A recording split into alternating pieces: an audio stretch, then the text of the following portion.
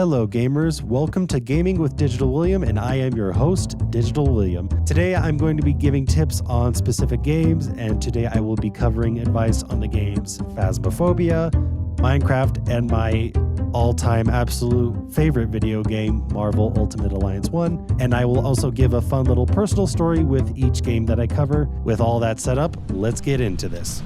Okay, so first we're going to talk about Phasmophobia. Here's a quick game rundown.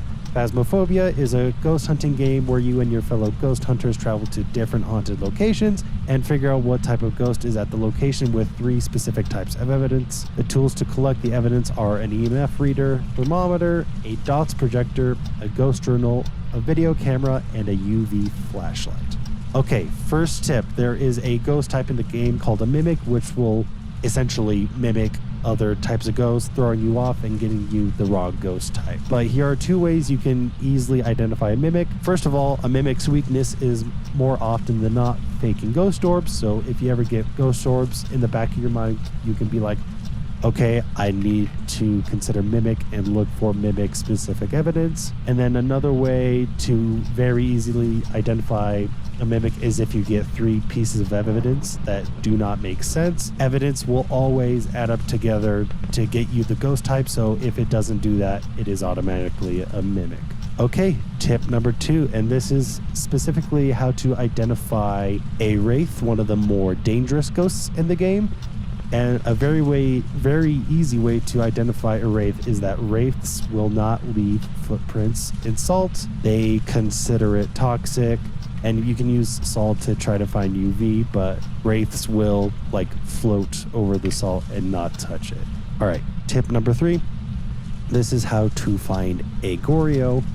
Now, one of Goryo's evidence is dots projector, but it will only show under specific conditions. So here are the conditions to look out for. Condition 1, you place a camera in the ghost's favorite room, and then you go back outside to your truck outside of the haunted area to check the cameras. And then if on the cameras you see the ghost walking through the dots, more often than not, it is a mimic. Another condition is that you can place a dots projector in the ghost's favorite room, step outside of the room, but not far enough so you can still look into the room, hold out a camera, and then if you see dots projector on the camera, you got yourself a Goryo. Out of these 2 methods, the first one is the most effective, but both of them will work. Now, a fun little story about this.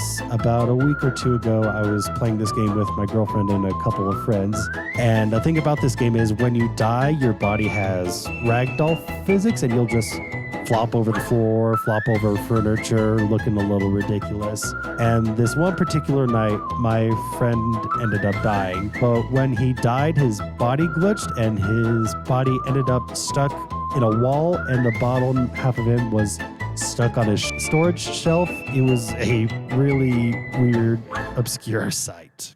Okay, next we are going to talk about Minecraft. Now, a quick game rundown about this game, not that it needs it because it's one of the more popular games in our current time. Minecraft is a sandbox game made of blocks where you can explore an endless world and build anything you can imagine. You also have the optional objectives of seeking out bosses to fight off.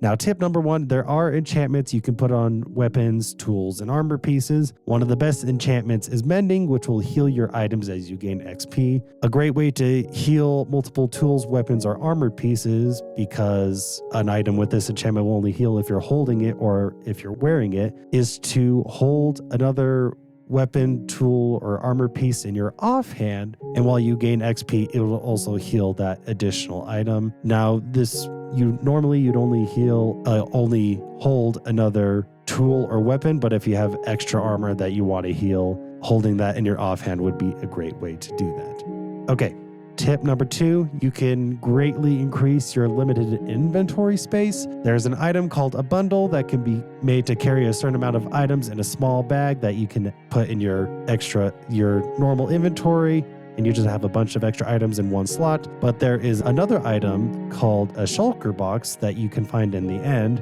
and it acts like a portable chest you can carry. So what you could do is you can put your bundles in your shulker box, and you are holding a bunch more items in your inventory space that will only take up 1 slot in your normal inventory space, which is really nice. Okay, tip number 3, there are monsters called Endermen, and they are known for dropping Ender pearls, which you can use to teleport, or you can make Eyes of Ender to get to the end dimension. Endermen are tall, so if you hide under a little 2-block building, the Endermen can't hit at you, but you can still hit at them, so you can easily defeat them without taking any damage, which is nice.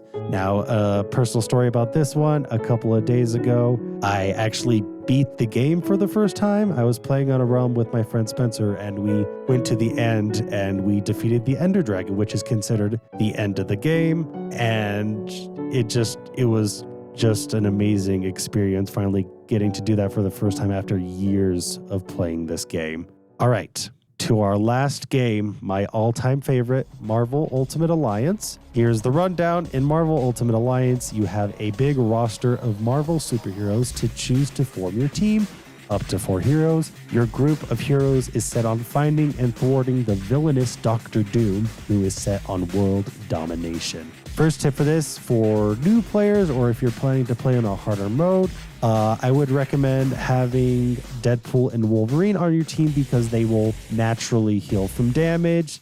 You do get health orbs from defeating enemies, but there are some points in the game where enemies and health orbs become scarce, and you might just be wandering around with a low health team. So having 2 members that will heal on their own would be really handy to have. Okay, tip number 2, if you were worried about close hand-to-hand combat with enemies, consider choosing heroes with bonus ranged attacks, and good recommendations for this are Deadpool, who has guns, and Spider-Man, who can shoot enemies with his webs. Okay, last tip, certain hero team-up groups will give you bonuses such as damage, energy, and health. There are various team-ups in the game, but the most common team-ups are X-Men, Avengers, and the Fantastic Four. Okay, last story. I first started playing this game, I'm not sure how old I was, but I'm pretty sure I was younger than 10. And in this game, there is a elevator level, which you basically fight off waves of enemies while you're going up on an elevator. And there are 2 separate elevators in this level. So the very first time I got to this level, I didn't know I was supposed to get off the elevator and move on to the next one. And young me was silly enough to think to ask my grandma to help me to continue the level. My grandma, who knew absolutely nothing about video games. Okay, and that's all the gaming tips I have for you today. Thank you for joining me on this episode today. Episodes will be posted on my YouTube channel, Digital William. And with that, have a great day, gamers.